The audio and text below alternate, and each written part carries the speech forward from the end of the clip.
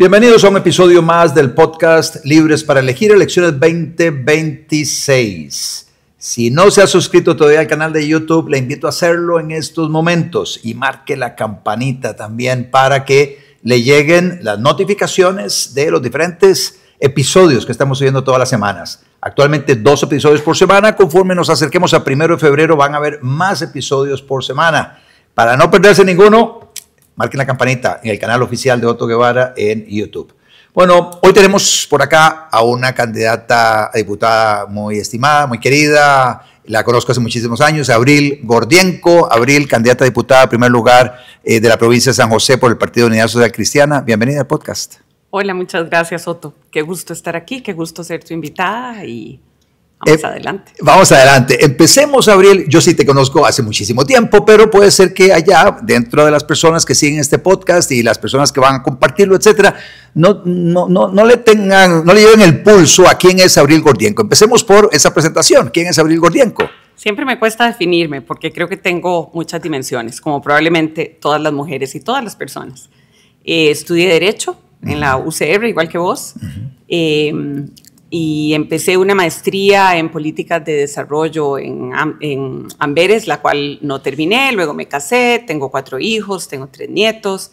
Me dediqué al ejercicio del derecho liberalmente por unos 18 o 20 años, siempre combinándolo con la vida familiar, y luego me involucré más con causas sociales y causas de desarrollo humano que realmente son muy cercanas a mi corazón y que me mueven mucho.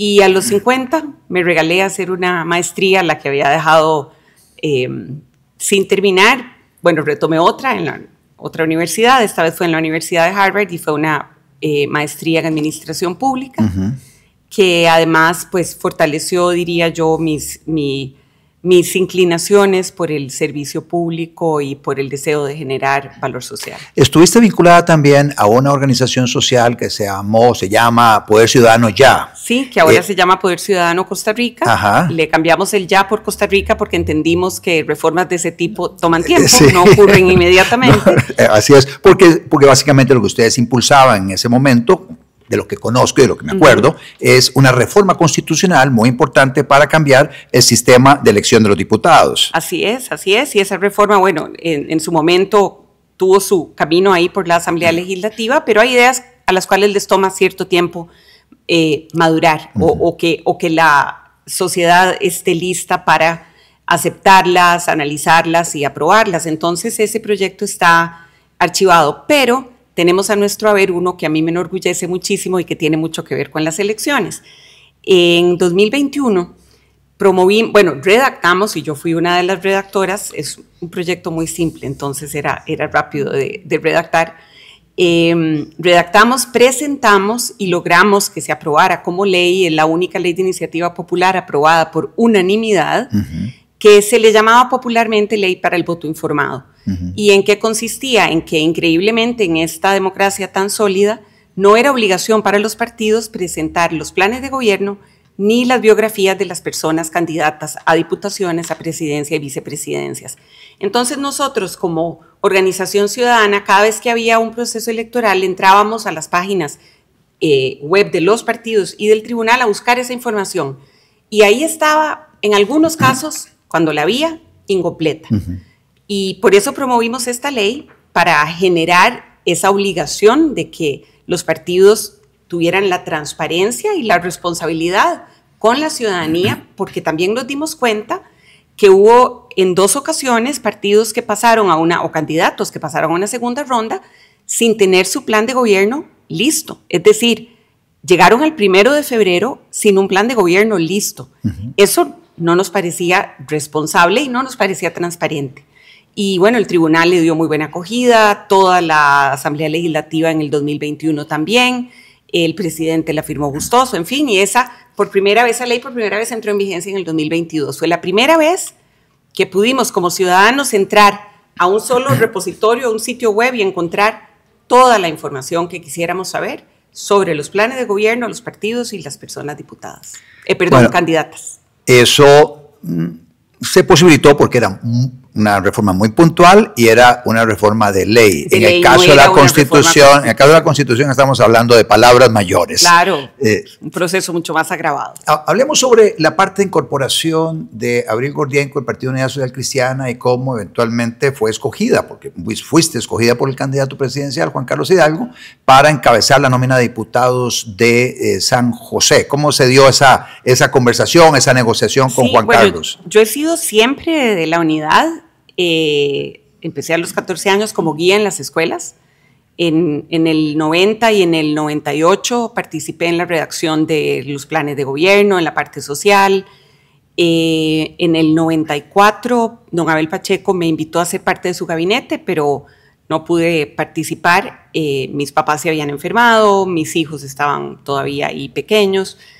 Y bueno, tanto en el 90 como en el 98 ahí ocupé algunos cargos de asesoría en el IMAS, en la Junta de Protección Social, en la Junta Directiva, en fin, siempre me mantuve como vinculada dentro de lo que mis otras obligaciones y otros intereses me permitían. Luego tuve un paso de unos meses acompañándote en el Libertario y luego ya regresé a la unidad, siempre un poco más en acompañamiento, de nuevo en planes de gobierno, en generación un poco de pensamiento.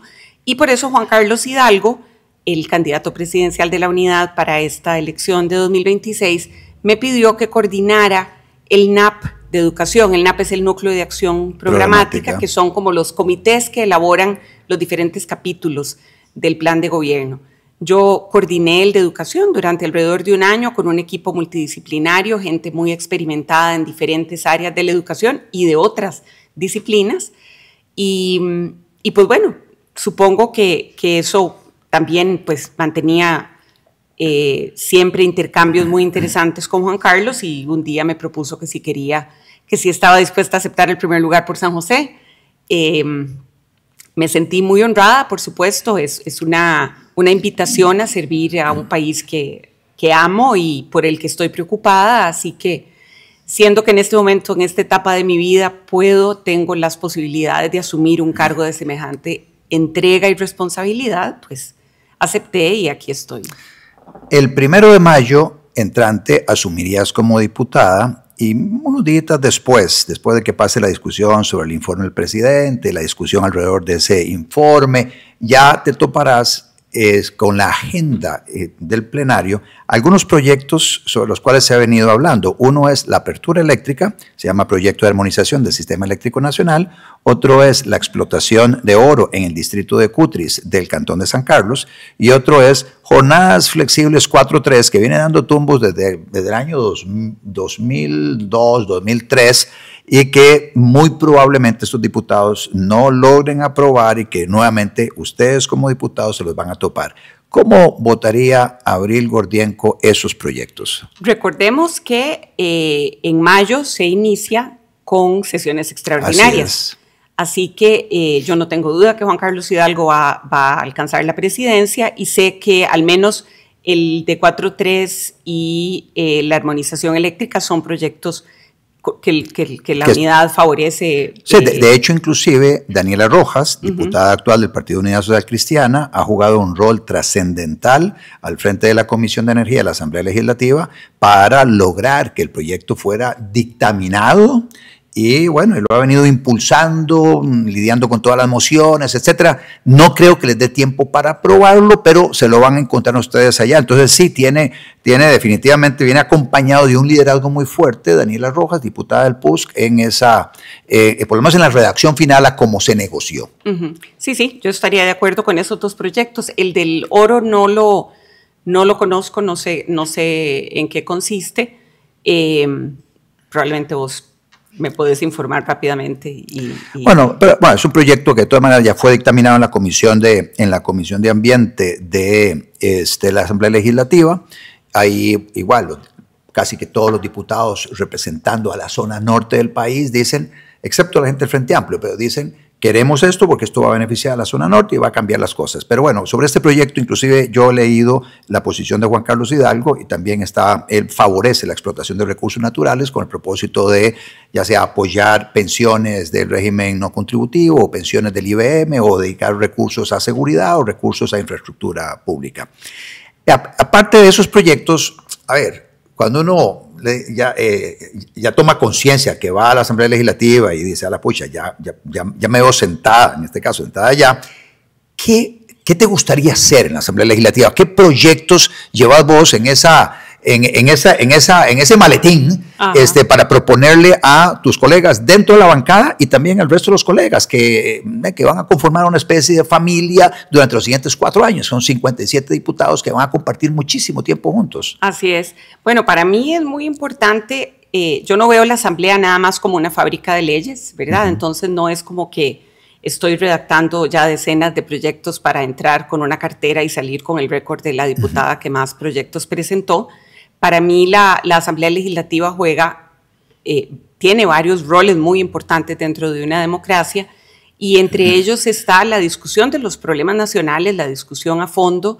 Me interesa distinguirme por ser una persona con capacidad de diálogo, con capacidad de escucha, por lo tanto, y con capacidad de negociación. Yo creo que con la condición del país y la condición política que probablemente vayamos a tener nuevamente una asamblea fragmentada, esas destrezas y esa capacidad de liderazgo es muy necesaria, va a ser muy importante, porque hay acuerdos fundamentales nacionales que hay que sacar adelante que van a tener que pasar por la asamblea. Indudablemente. ¿Verdad? Entonces, por ejemplo, educación, que es una de mis pasiones y creo una de los temas más críticos por los que está pasando el país en este momento. Hay muchas cosas que se pueden resolver desde un ejecutivo con una persona a cargo del Ministerio de Educación con verdadero liderazgo y con un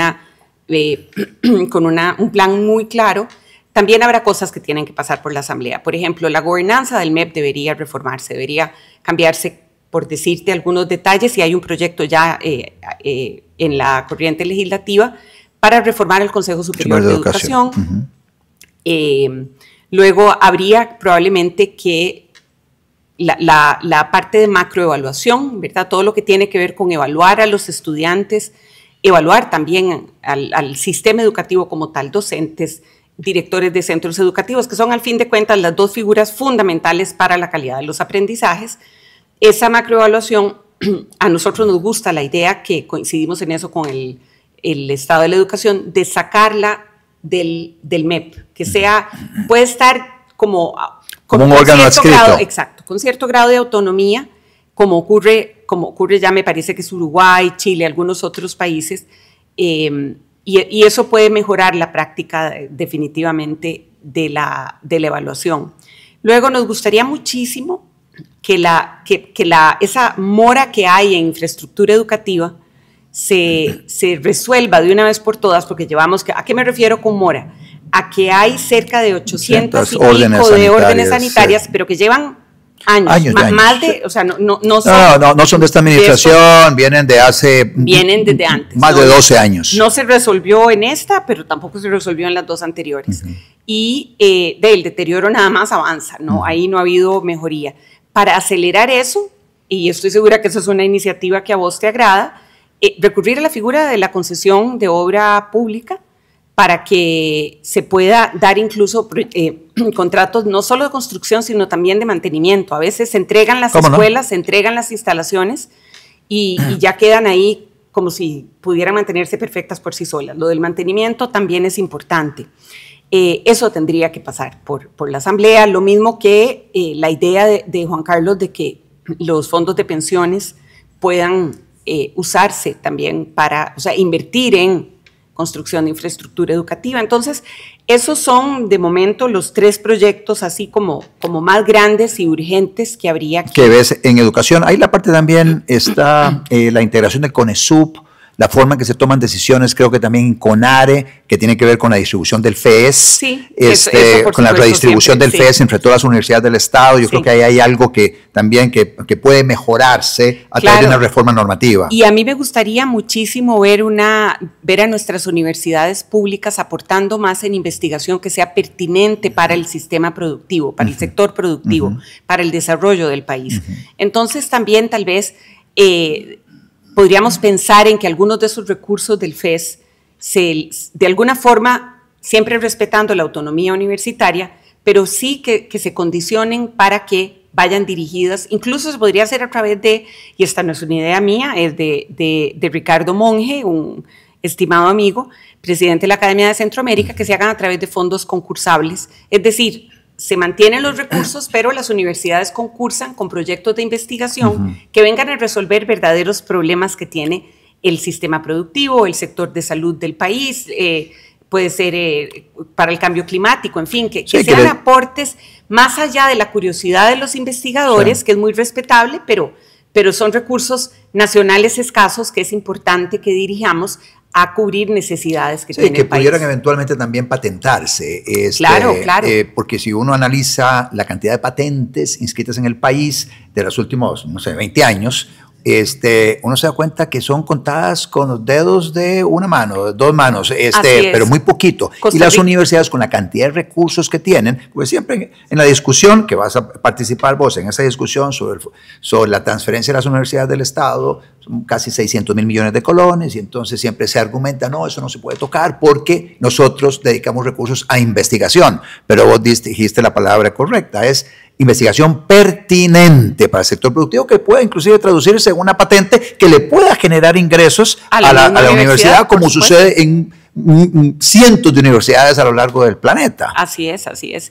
Y Costa Rica realmente invierte muy poco en investigación y desarrollo. La mayoría, ciertamente, es a través de las universidades. Es decir, el mayor porcentaje de investigación que se realiza en Costa Rica lo realizan las universidades.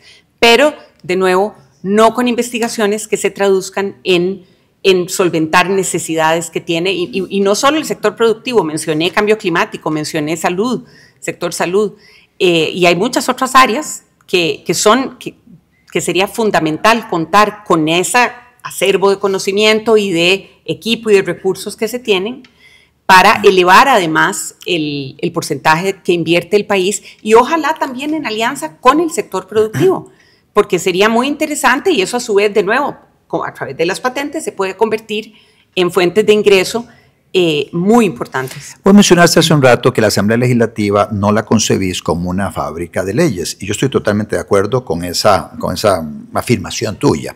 O sea, creo que la Asamblea Legislativa tiene que jugar un rol muy importante como centro de discusión de propuestas de política pública para ver de qué manera logramos todos vivir mejor a través de políticas públicas que puedan salir de allá. Algunas requerirán reforma normativa.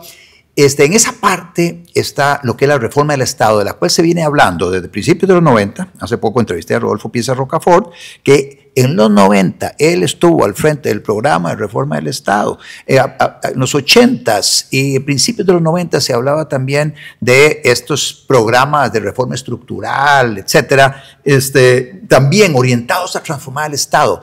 Pero las únicas transformaciones que hemos recibido del 90 a la fecha, una, la inserción de Costa Rica en la economía mundial a través de los tratados de libre comercio, y luego el parteaguas de la aprobación del TLC, donde gracias a ese referéndum y gracias al gobierno, en este caso de Oscar Arias, el papel de Rodrigo Arias al frente de la Asamblea Legislativa, se logró articular los 38 votos para aprobar las leyes de implementación del TLC, donde estaba la apertura de telefonía móvil y la parte de apertura de seguros, que han sido fundamentales. Esas fueron tal vez las últimas reformas estructurales importantes que se hicieron. Con Miguel Ángel Rodríguez, el tema de protección al trabajador me parece que es algo importante, para empezar porque posibilitaría eventualmente la migración del sistema al IBM a un fortalecimiento de las cuentas de capitalización individual, pero salvo esas que te acabo así muy rápidamente de mencionar, reformas estructurales o reformas del Estado no se han dado, y creo que la Asamblea Legislativa es un foro para esas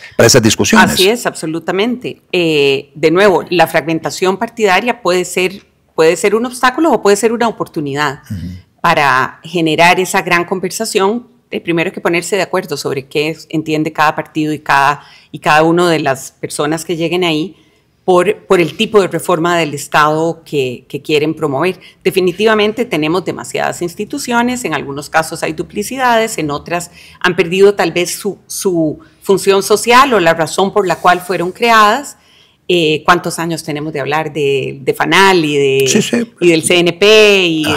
¿Verdad? Y el otro día estuve en una reunión con un grupo de docentes de zonas rurales y nos decían que el CNP es literalmente una piedra en el zapato para ellos y que han tenido que buscar momentos en que tienen que pedirle recursos incluso a la comunidad o ver de dónde los sacan para llevar los alimentos con para estas los palabras, arroz y atunes, para 2 semanas para el comedor escolar, porque el CNP con no sé qué problema burocrático no les podía suplir. Así es. Y que además les suple a precios mucho más caros de lo que ellos los pueden conseguir con otros proveedores. A veces productos perecederos llegan ya vencidos, hay un montón de problemas poniendo al Estado a hacer esa distribución de alimentos en todo el país. Entonces, sí, eso es parte de lo que habrá que reformar. Sí, es una de las cosas. En el MOP, por ejemplo, se podrían refundir todos esos consejos que hay, que además pareciera a veces que no se hablan unos con otros, ¿verdad? Y que tienen sus propias juntas directivas y sus propios presupuestos.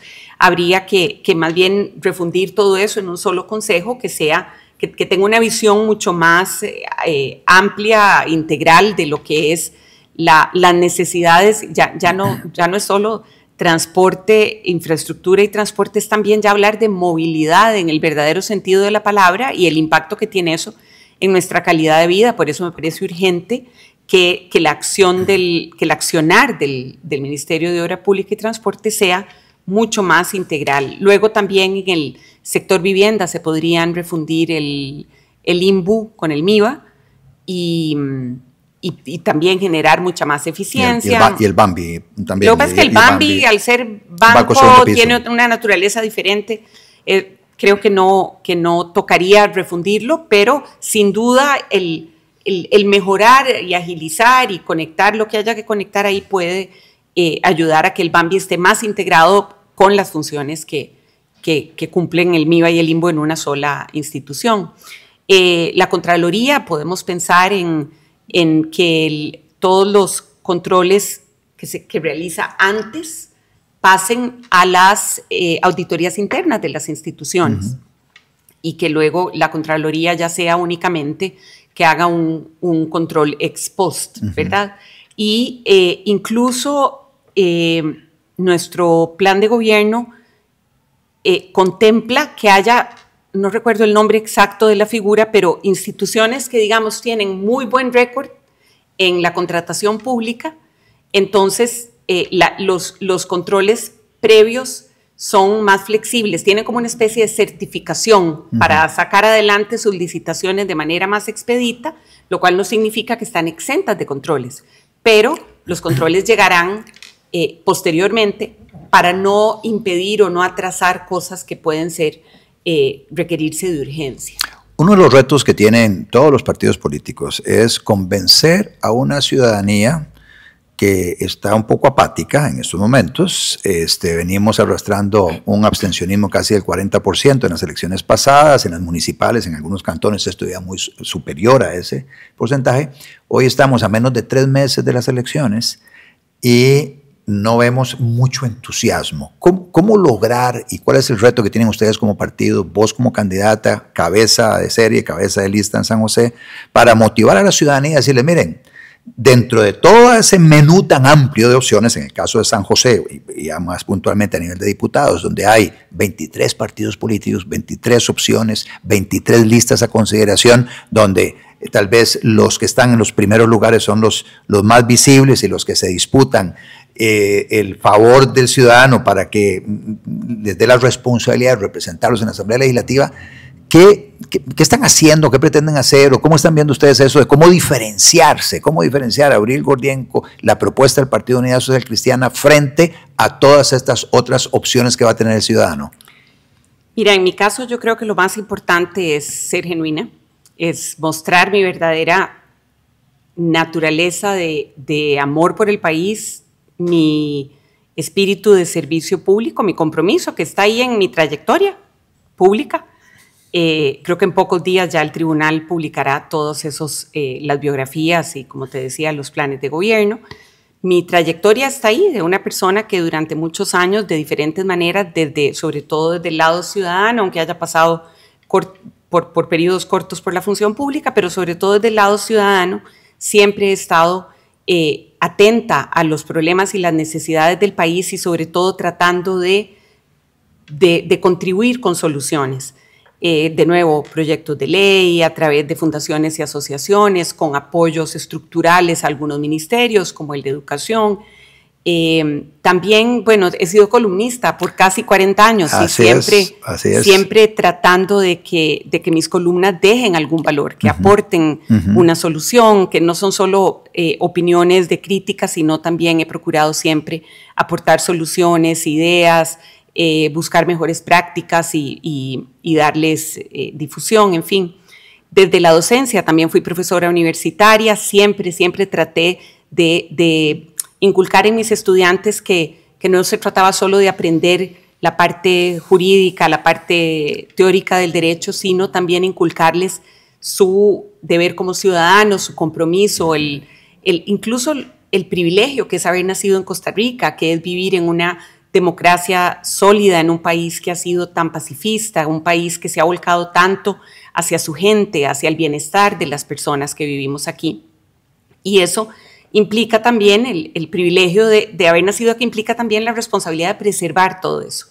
Y es lo que siempre, igual como mamá, también he tratado de inculcar eso en mis hijos. En fin, creo que mi historia personal habla de eso, de una persona muy comprometida, que vivo despierta, que vivo atenta a mi alrededor y a cuál es mi papel, de cómo puedo contribuir desde cualquier espacio que he ocupado y que ocupo para que no solo yo, sino otras personas estén mejor y que las condiciones tan privilegiadas que hemos tenido y que se han deteriorado algunas en los últimos años, las podamos rescatar, las podamos restaurar, podamos consolidar y reforzar. Cosas que me parecen muy importantes y también los esfuerzos como los de las reformas electorales, ahí las retomaré en algún momento. Me sigue pareciendo importante hacer cambios en ese aspecto que pueden sentirse muy lejanos para la gente, ¿verdad? Habrá personas que piensan, ¿y a mí en qué me afecta si cambian cómo se elige a los diputados o si cambian el quórum para legislar, para sesionar? Sí.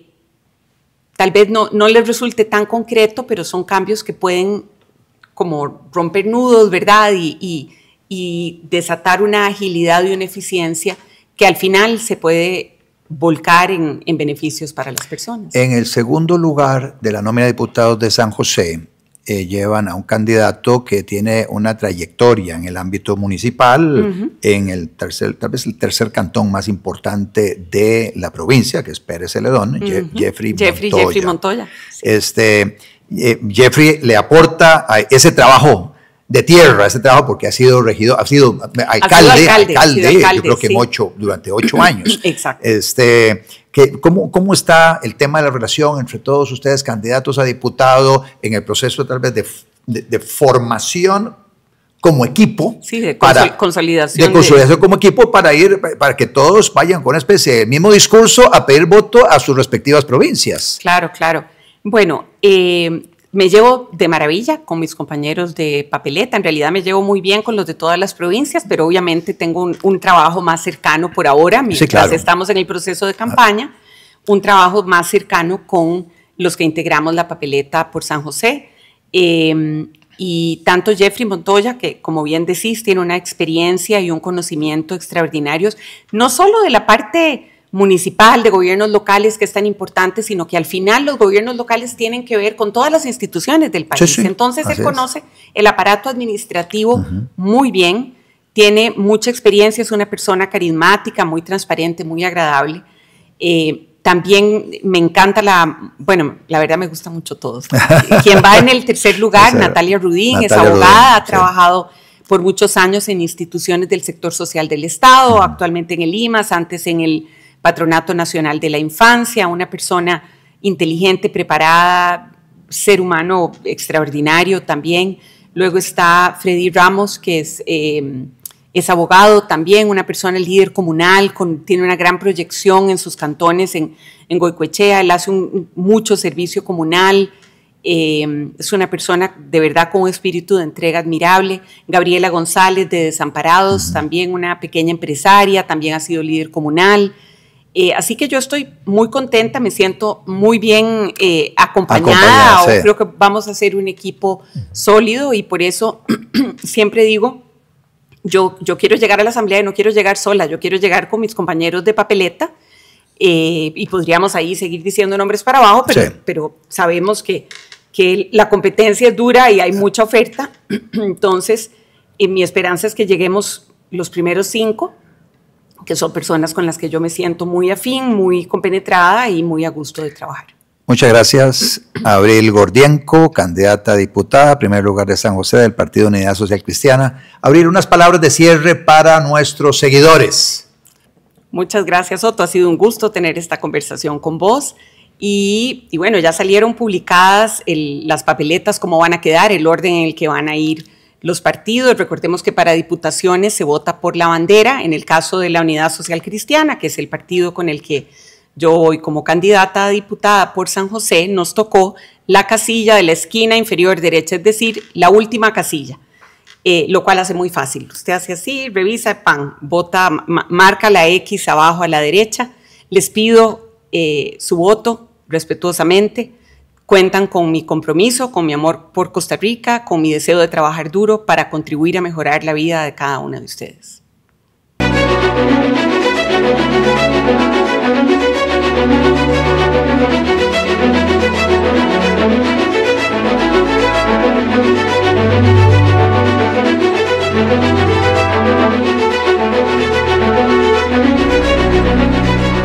Podcast con Otto Guevara.